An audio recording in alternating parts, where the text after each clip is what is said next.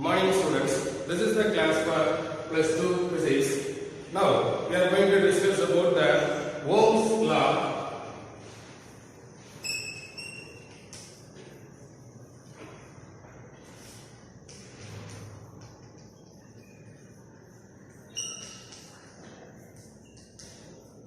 Ohm's law in the microscopic form.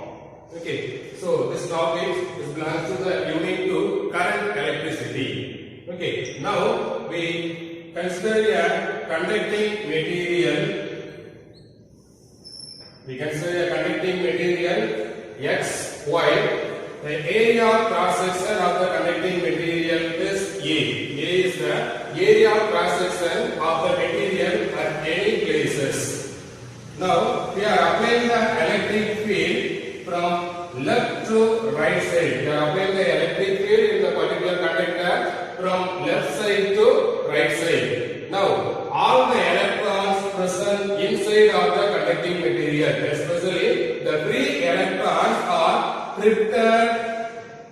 Which direction? Always the electrons are drifted towards the positive terminal of the battery. Now the electric field is shifted from the right side to left side of the conducting material. So all the electrons, free electrons, get drifted in the right side direction, from left side to right side direction, because the electrons are moving opposite direction of the electric field. This is the direction of the electron. Now we mention only one electron. All the three electrons are moving from left side of the battery terminal to right side of the battery terminal. Okay. Now A is the area cross section of the conducting material.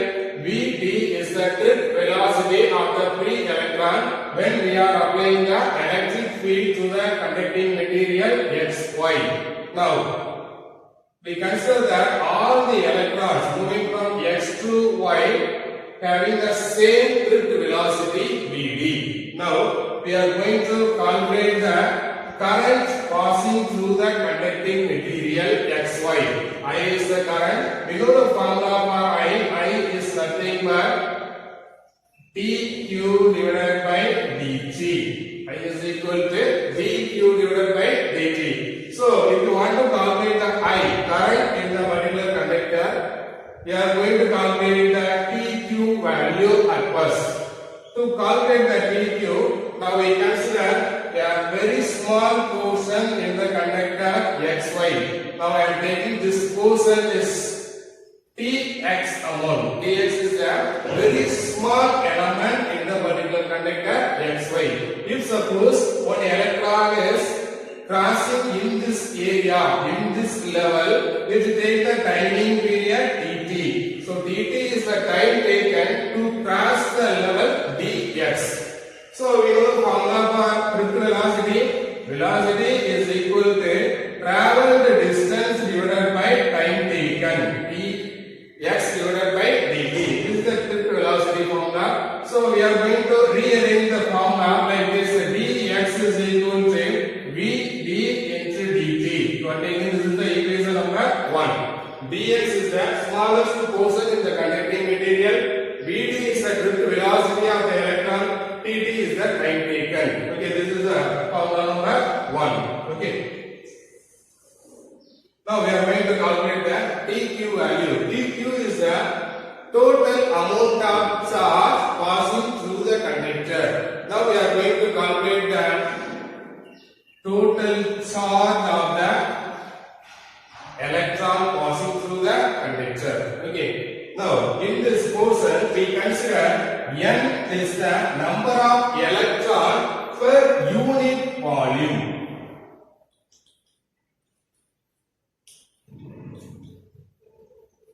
N is the number of electron occupying in a unit volume. Now we are going to calculate the total electron occupying in a particular conductor. N is the number of electron per unit volume. We are going to calculate the total electron in the particular conductor. So first of all, we are going to calculate the total number of electrons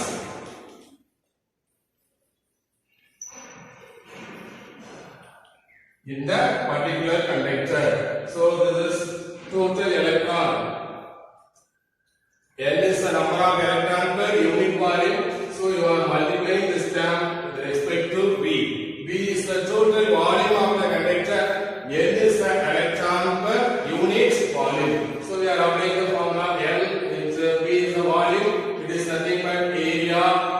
It's a length. Dx is the length and A is the area. So this term L A dx is the total number of electron in the particular conducting material. Okay, we know the value for dx. Already we derived the value. Dx is equal to Vd into dt. You apply the dx into this formula. We are getting L A Vd dt.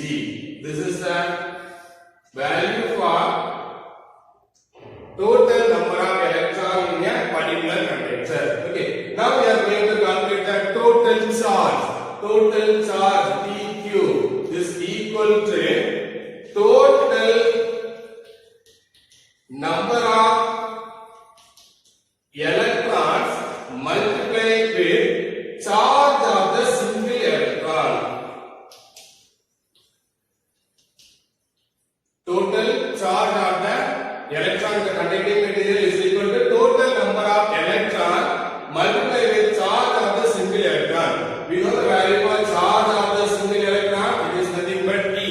E is always refer the charge of the single electron. The value is 1.6 into 10 power minus 19 coulomb. 1.6 into 10 power minus 19 coulomb. So this value is nothing but this equation NaVd into dt. So apply all the values into the formula. You are getting dq value. dq is equal to N A V D dt into E. This is the value for total charge of the electron in the particular conductor. Now you are going to calculate the current. Electric current I is equal to dq divided by dt. Already you calculated the value dq. Okay, you apply the dq into this formula. Usually calculate the I value. I is equal to dq divided by dt. It is nothing but you are applying the dq value N A V D dt E divided by dt. The dt getting cancelled. So finally you are getting the value for electric current. The electric current I is equal to N A V D E. This is the formula for electric current passing through the conductor when you are applying the electric field across the conducting material. You are applying the electric field across the conducting material. Definitely the electrons are get drifted towards the positive terminal of the battery. Now this much amount of electric current is passing through the conductor. I is equal to N A V D E. E is the charge of the single electron. V D is the drift velocity, and A is the area of cross section of the conducting material, and N is the number of electrons per unit volume. So this is the formula for I. So this derivation part is a very important 5-mark question. This concept is related with Ohm's law in microscopic form, or otherwise we call it is nothing but microscopic form of electric current. Ohm's law in microscopic form, or we call it is a microscopic form of electric current. Or sometimes they are asking this question is like this: there is a relation between I and Vd. There is a relation between I and Vd. I is the electric current and Vd is the drift velocity. So this is an important 5-mark question. Sometimes they are asking 3-mark question. Okay, right. In 3 manner, one is Ohm's law, microscopic form, another one is microscopic form of electric current, and third one is relation between the current and drift velocity. Okay. Now, what is the relation between current and drift velocity? From this equation, we can write the relation is I directly proportional to Vd. If the drift velocity of the electron is increases, the current passing through the conductor is also increases. I is directly proportional to Vd. That is the relation we derived in this case. Now we are going to calculate the current density. From the relation, next we are going to calculate the current density.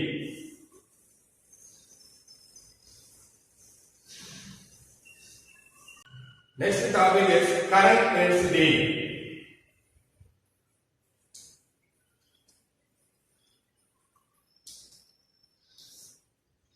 current density, it is denoted by the letter J. The equation for the current density, J is equal to I divided by A.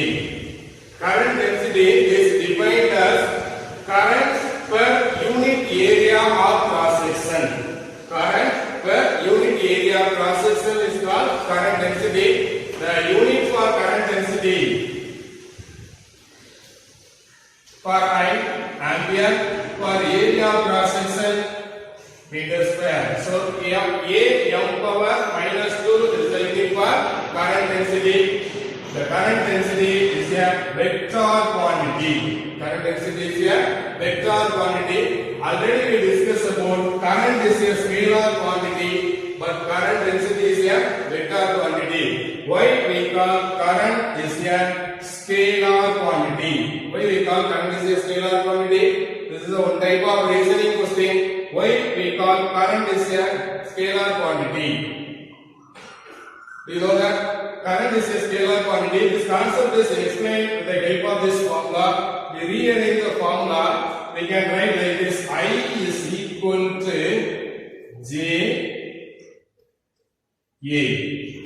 Current density and area of cross section of the connecting material. Now this is the vector quantity, area vector, and J is the current density. This is the vector quantity. Now we introduce the Gauss symbol. So current is the scalar product of the two vector. Already this concept you are studied in the 11th standard. Scalar product of these two vector is always a scalar. Scalar product of any two vector is always a scalar. So according to this concept, the current is always a scalar quantity, but the current density is a vector quantity. Okay, now we are going to derive the alternative equation formula for current density. Already we have the formula J is equal to I by A. Okay, in I value, you know the I value, I is equal to N A V D E. This is the formula for current, electric current. Now we are going to apply this I value into the formula. We are easily calculated J value. J is equal to N A V D E divided by A. The A cancel. So J is equal to N V D E. This is the formula for current density. J is equal to N V D E. E is the charge of the electron, V D is the drift velocity, and N is the number of electron, and J is the current density. So here also we can derive the relation between J and VD, current density and drift velocity. Here also this relation is directly proportional, like the previous case. We are deriving the relation between current and drift velocity. Here also the relation is directly proportional. Both the cases, the drift velocity is directly proportional to current and current density. Okay, and in the previous classes we derived the equation format for drift velocity VD drift velocity formula minus E tau divided by m into E. VD vector is equal to minus E tau divided by m into E vector. In scalar quantity or the magnitude of the drift velocity, we can write like this: VD is equal to minus E tau divided by m into E. Okay, here we are getting the one equation for current density. J is equal to N VD E. In this formula, we get the term VD. We are applying the VD value from the previous case, minus E tau by m into E. Apply this value into the formula.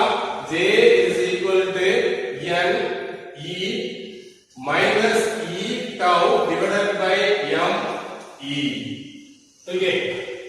Now simplify this one. Minus N E square tau divided by m E. This is the another one formula for current density. J is equal to minus N E square tau by m into E. This is a formula for current density, and this is also a formula for current density. This is also a formula for current density. For your new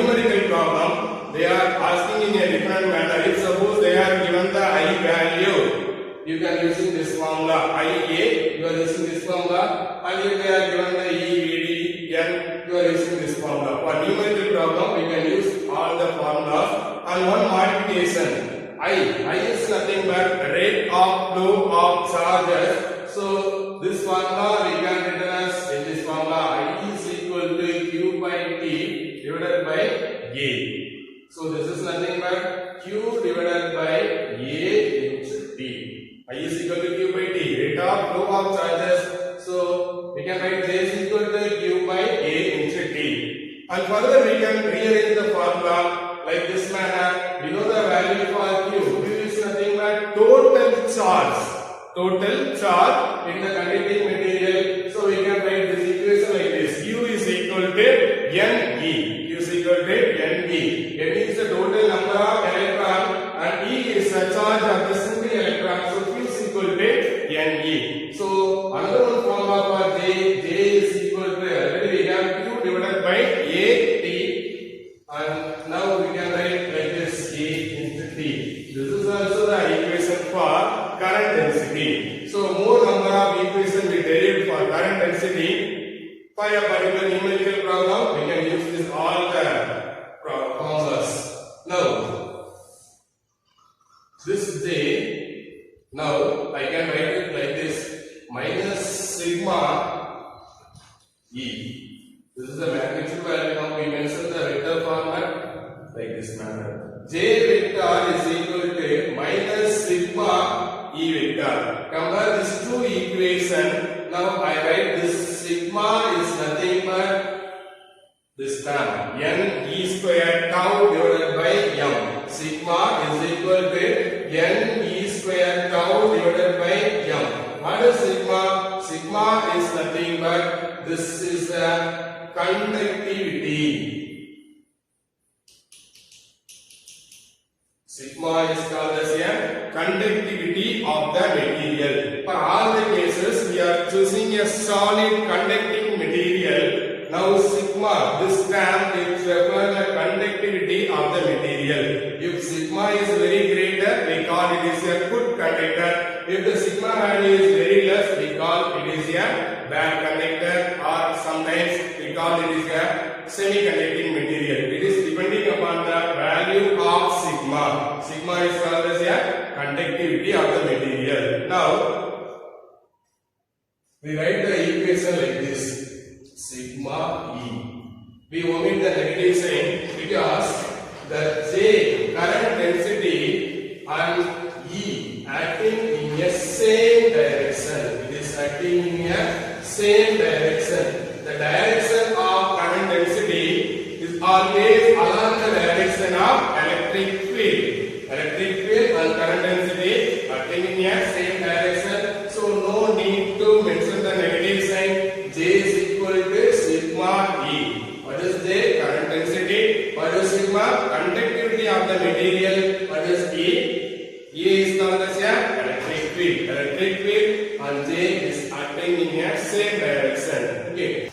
We have several equations for current density. Here one equation, here one, and this in these two equations is possible only the direction of flow of electron, or the direction of the electron is perpendicular to the area of cross section or a particular given area. If the direction of flow of electron is perpendicular to the area, this equation is possible. So finally we derive the equation J is equal to sigma E. This is the relation between current density and conductivity of the particular solid conducting material. We know very well the difference between conductivity and resistivity. What is the difference between conductivity and resistivity? If any one of the material having more conductivity means it is a good conductor. Already we see the topic. If any one of the material it have very high resistivity, we call it is a bad conductor or it is a insulating material. That is inversely proportional between the conductivity and resistivity. We know the symbol for resistivity already we discussed in the previous classes. That means in lower classes already you have studied rho. Rho is the symbol for resistivity.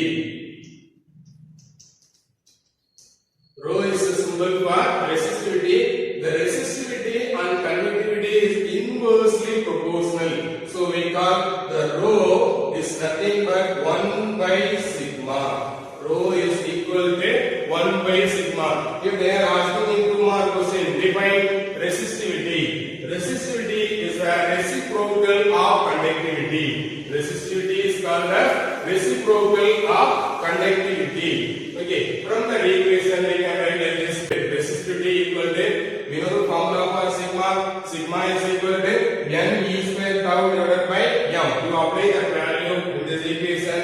We can write n e square tau divided by m divided by n e square tau.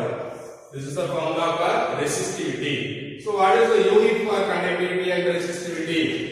In next class we are going to derive the equation for resistivity and conductivity. Now I give the units alone in this class. The unit for resistivity is nothing but ohm meter. Ohm meter is the unit for resistivity.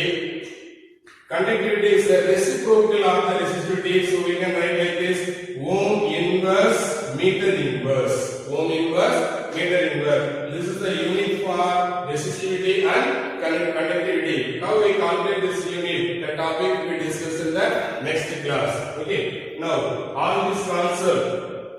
First we calculate the current value from the Ohm's law in a microscopic form. So now in this case we are deriving the current density value in a microscopic form. Next we are going to discuss about the Ohm's law in a macroscopic form.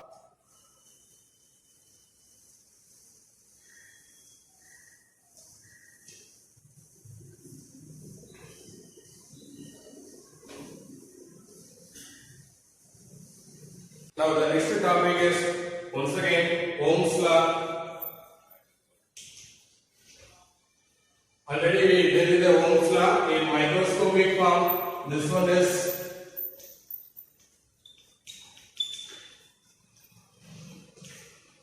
macroscopic form of Ohm's law. Okay, in lower classes and higher classes we are going to use the Ohm's law in a macroscopic form.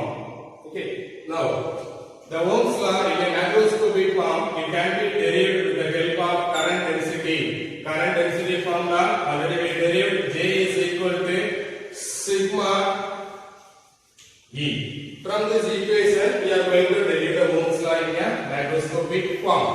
For this case also we consider a conducting material. Xy is a conducting material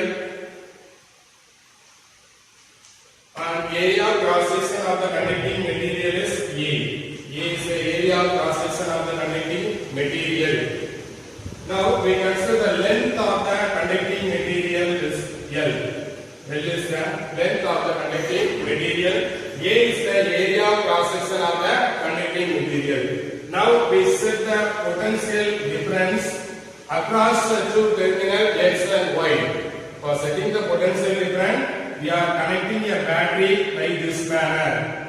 Now I connected the positive terminal of the battery to the Xn and negative terminal of the battery to the Yn. Now I set some potential difference between the terminal X and Y. So definitely the electric field is produced. When we connected the battery across the conducting material, some potential difference occur in between the terminal X and Y. So the electric field is passing through the circuit. The direction of the electric field in this circuit is moving from left hand side to right hand side because the battery connection is like this. So the direction of the electric field in this manner and the direction of the current is also in this manner because always these two terms E and I along the direction. If you are going to represent the direction of motion of the electron, this is moving like this with the drift velocity Vd. This is the direction of flow of electron when you are connecting the battery in this manner, and E is the direction of the electric field, and I is the direction of the electric current. Okay, if you are changing the battery connection in reverse order, all the direction gets reversed. E is right to left and I is right to left, and this one is moving from left to right. It is depending upon the direction of the battery. Now. The J is equal to sigma E. This is the equation, main form, using to calculate the Ohm's law in a macroscopic form. You consider a XY connecting material, area of cross section is A, and if you are setting the potential difference across the connecting material, the E amount of electric field is produced. The electric field in this each and every point inside the conductor is same. We are assuming that E is moreover same each and every place in the conducting material. We know the relation between E and V. E is the electric field and V is the potential. This relation already was studied in the first chapter, electrostatic. What is the relation? V is the potential difference. It is nothing but E multiplied with L. L is the length of the conductor. Here it is the length of the conductor. V is equal to E into L. This is the relation. Okay. Now, if you are rearranging the formula like this, E is nothing but V divided by L. Electric field is defined as the potential difference per unit length. Okay. E is equal to V by L. Now you consider this is the equation number 2. You consider this is the equation number 1. Compare these two equations. In first equation we have the term E. In second equation we have the value for E. E is equal to V by L. You apply this V value into this formula 1. You are getting J is equal to sigma V divided by L. You consider this is the equation number 3. Already we have the equation for current density. This is the current density. Or other equation for current density, J is equal to I by A. Current density is defined as the electric current per unit area of cross section. This is equation number 4. Now you are going to compare the equation number 3 and 4. Equation number 3 and 4. You are going to compare these two. In the left hand side is same, so you are going to equal the right hand side. First equation, sigma V divided by L, it is equal to I divided by A. Now you rearrange the formula like this manner. V is equal to L by sigma A. The sigma goes to the denominator, this one goes to the numerator. So V is equal to L divided by sigma A, and another one term is I. Now you consider all this term is a constant because we are setting the L value. L is the length of the conductor, it is a fixed one, and sigma, what is sigma? Sigma is the conductivity of the material. If you are choosing a copper wire, it gives some amount of conductivity, it never changes. If you raise the temperature, it is another problem. If you are maintaining a room temperature, the sigma is a constant one. A is the area of cross section of the particular wire. This is also a constant. If you raise the temperature very high, definitely the sigma and A is same. But now we consider this equation with respect to the room temperature. So there is no change in sigma A and L. So V is equal to L I divided by sigma A. This term is a totally constant value. So we call it is R. This total constant value, now we are taking this constant value is R. R is nothing but this is a resistance. R is called as a resistance of that particular conducting wire. So V is equal to Ri. Rearrange this like this where V is equal to IR. In general form of Ohm's law, in macroscopic form is nothing but V is equal to IR. R is the resistance of the conducting material, I is the current passing through the conducting material, and V is the potential difference. This is we are set across the conducting material. Okay, this is the Ohm's law in macroscopic form. Already we derived the microscopic form. this one is a macroscopic form. From the equation, they are asking define resistance. Define resistance. R is equal to V by I. That is the statement. R is equal to V divided by I. What is the resistance? Resistance is defined as the potential difference across the conductor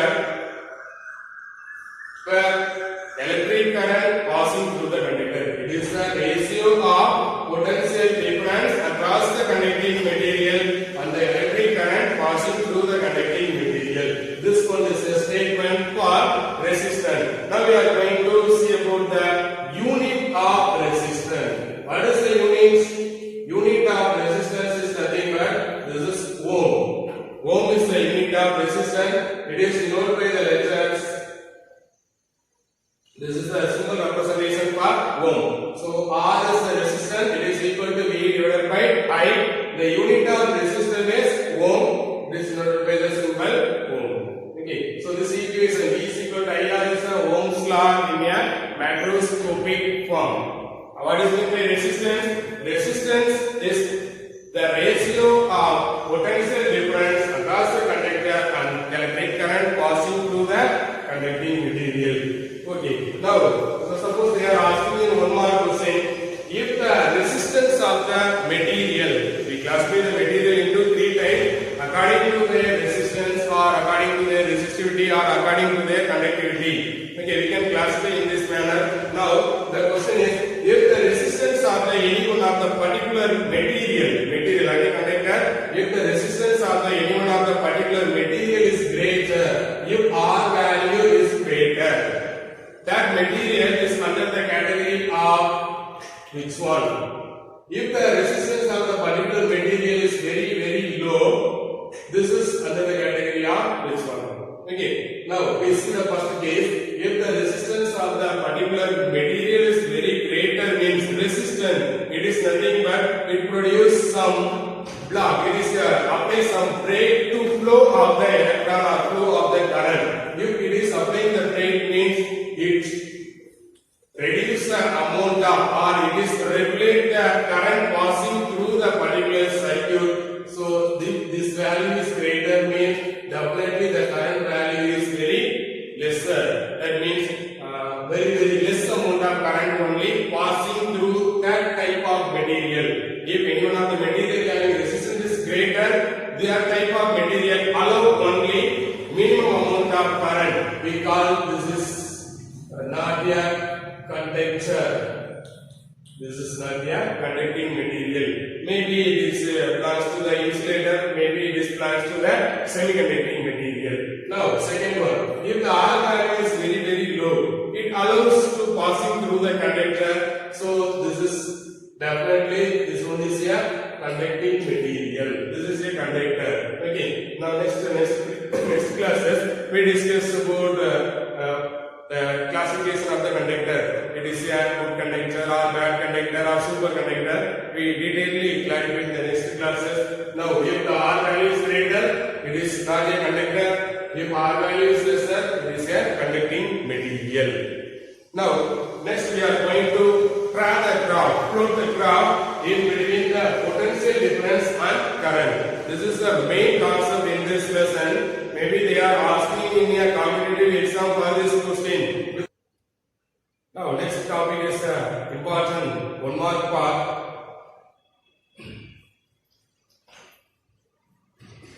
The graph between V and I.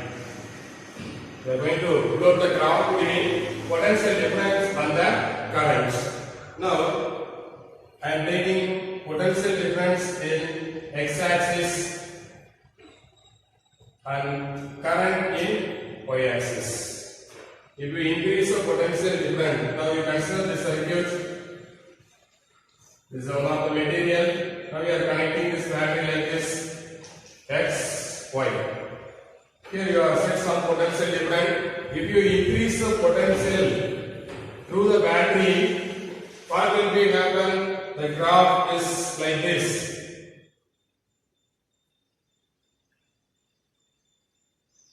If the potential difference across the conductor is 0. That means if the potential is same in between the two terminal, there is no flow of electric current. So at this place, I value is 0. Here the I value is 0 because the V value is equal to 0. If you further increase the potential difference, definitely the electric current is increases in a linear manner. So this graph is a linear one. So if you plot the graph in between the potential difference and the electric current, definitely the graph is a linear. It is a straight line. That straight line is passing through the origin. Definitely it is a straight line. That straight line is passing through the origin. We can extend this graph like this manner. This is the negative side. Now we consider only the positive side of the graph. Now the potential increases, automatically the current is also increases. The graph is passing through the origin. Now, from this graph, they are asking one more question. You are going to calculate the slope. Maybe they are asking, the question is, what is the slope of this curve? What is the reciprocal of the slope of this curve? Or what is the unit of the slope of this curve? What is the unit of the reciprocal of the slope of the curve? Maybe they are asking in a different manner. Now we are first going to calculate the slope of this curve. Slope. In mathematically, what is the formula for slope? Slope is equal to y by x or x by y. Slope is nothing but y divided by x. So in y axis we are taking the value I, in x axis we are taking the value v. So slope of this curve is nothing but I divided by v. What is Ohm's law? In a macroscopic form, v is equal to IR. For the slope, we are getting the value I divided by v. So now we rearrange the formula like the same case. We are getting the value 1 by R is equal to I divided by v. So slope of this curve, if you are taking v in x axis, I in your y-axis, the slope is I by v. If you are interchanging these two factors, the slope value is also inverse. If you are taking potential difference in x-axis, current in your y-axis, the slope value I divided by v, because you know the formula for slope is nothing but y by x. So using the Ohm's law, macroscopic form, we know the formula is equal to IR. So this is nothing but this is your slope. So slope of this curve is the reciprocal of the resistance. Reciprocal of the resistance. That means 1 by R. I by V is nothing but 1 by R. So slope of this curve is nothing but reciprocal of the resistance. What is the reciprocal of the resistance?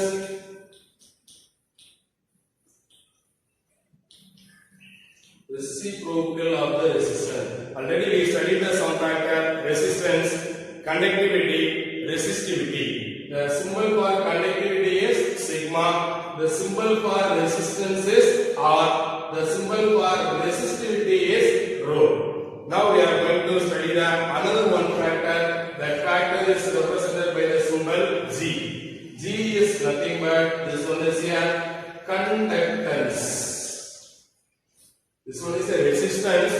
Resistance of the material is without the letter R. Conductance of the material is without the letter G. There is some relation between resistance and conductance, like the same resistivity and conductivity. We know the relation. Already we discussed the topic. The resistivity and conductivity both are inversely proportional. Sigma is equal to 1 by rho or rho is equal to 1 by sigma. Like the same way, conductance is nothing but reciprocal of the resistance. Our resistance is the reciprocal of the conductance. We know the unit for resistance.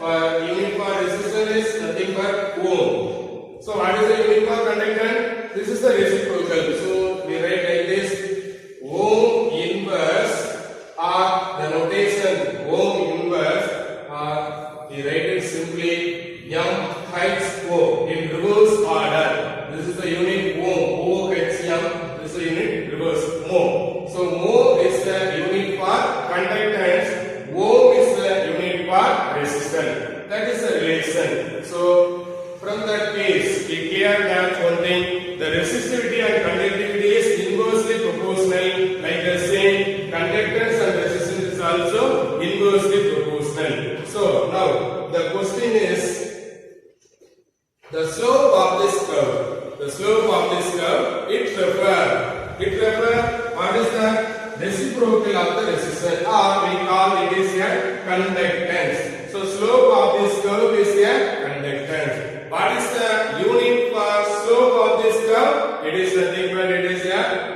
inverse or more. Now I change this graph like this. If I am taking, this is for a calculation purpose only. Now I change the graph like this. I am taking I in the x-axis, B in the y-axis. Okay. Now I draw the graph like this. If you are going to calculate the slope in this graph, slope is nothing but y by x. So it is equal to V divided by I. We know Ohm's law, V is equal to IR. We change the formula in this manner. V divided by I is equal to R. This is the slope of this curve. So in this graph, the slope it refers the resistance. So if they are asking the question is to calculate the slope of this curve, this is the resistance. What is the unit of the slope of this curve? It is your ohm. Okay, so maybe in different manner they are asking the question. Okay, now I got another one graph. This method is very important for your competitive exam. Now I have a graph. It's like this. This is the x-axis. This one is here y-axis. Now I float the curve like this. I refer this one is here A. This one is here B. Okay. So this is a conductor A. This is a conductor B. Now you are going to compare the resistance of the material A and resistance of the material B. Which one is greater? Which one is lesser? Or you are going to calculate both the resistance is the same. That thing you are going to calculate. Now in x-axis I am taking the potential difference. In y-axis I am taking the current value. You are going to compare the resistance of the two material A and B. We call RA is the resistance of the material A, RB is the resistance of the material B. Okay, now use this graph. Now I plot the graph like this manner. Now I am taking this point, this V1. This point is V1. R they refer it as A, so this one is here VA. This join this line. This point is refer VB. And now we draw the graph like this. This point is refer IA.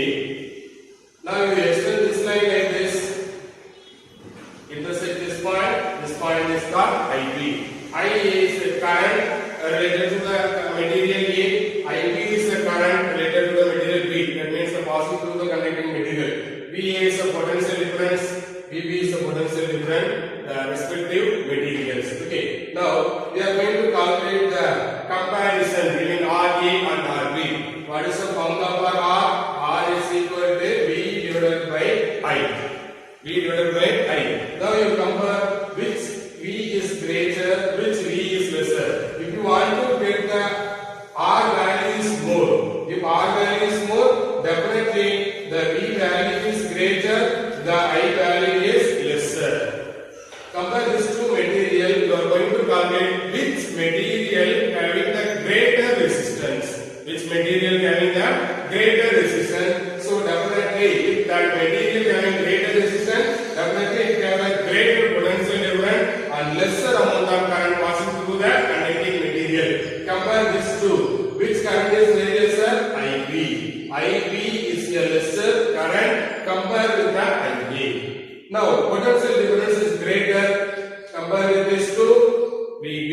VB it is a greater value. VB is a greater value. So VB greater means RB is also greater. IB lesser means once again RB is very greater. If you want to get in a greater resistance or you want to greater, V is greater and I is lesser. Both the condition is satisfied only for the material B. So from this relation, if the question is which material out of two, which material having the greater resistance, the answer is RB. The material B having the greater resistance. So we can write the equation like this. RB is greater than RA. Okay, this type type of question maybe they are asking in your competitive exam. Okay, so more concentration is necessary in this craft.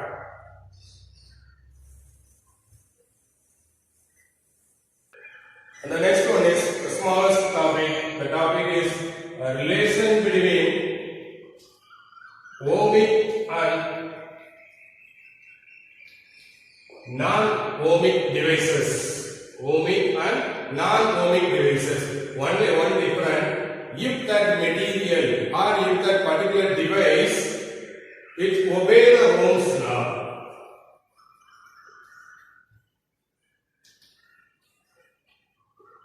If it obeys the Ohm's law, if any one of the material or conductor or device, if it is obeys the Ohm's law, it is called as a ohmic material or ohmic device.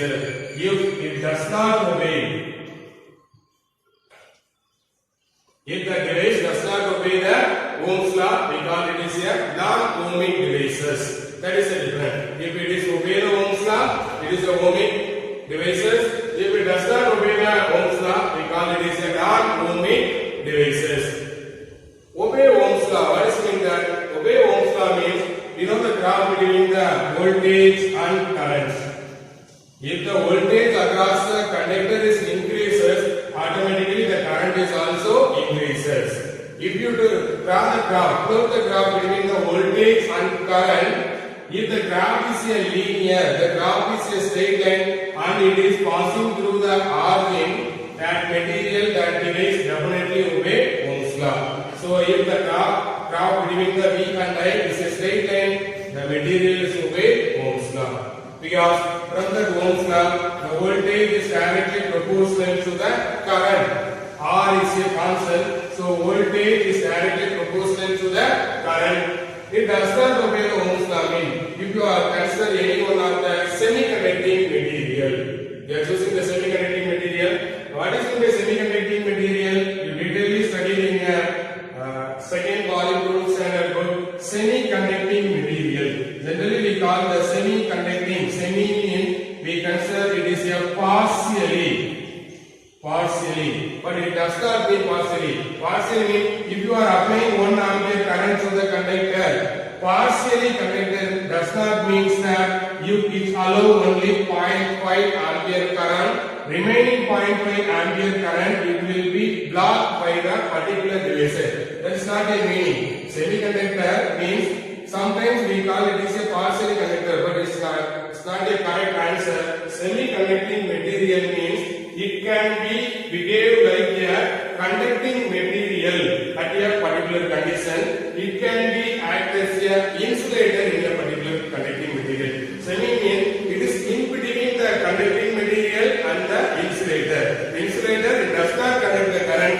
Conducting material it allows the current passing through them. But semiconducting material, if you are applying some certain condition, it acts as a conducting material. Initially, it acts as an insulator.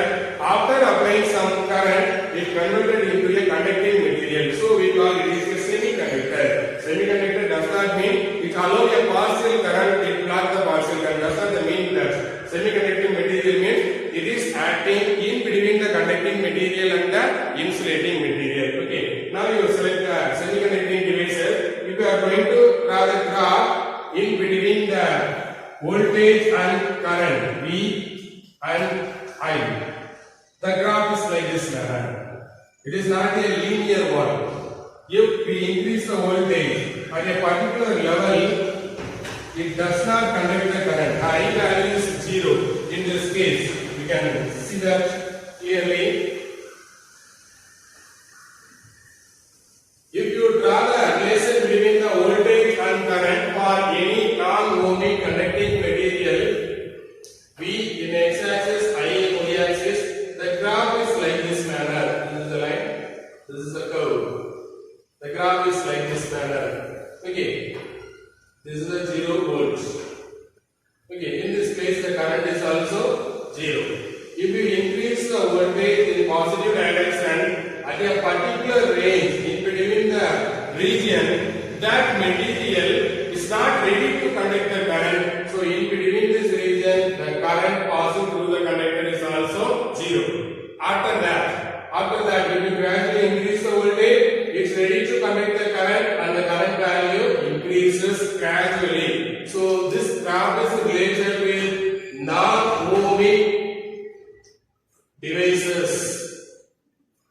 This is related with non-ohmic devices. This non-ohmic devices is not ready to obey Ohm's law. So that is the difference between ohmic and non-ohmic material or devices. If it is obey the ohmic law, Ohm's law, it is the ohmic conductor. If it does not obey the Ohm's law, non-ohmic material. So this graph with respect to the ohmic devices, this graph is with respect to the non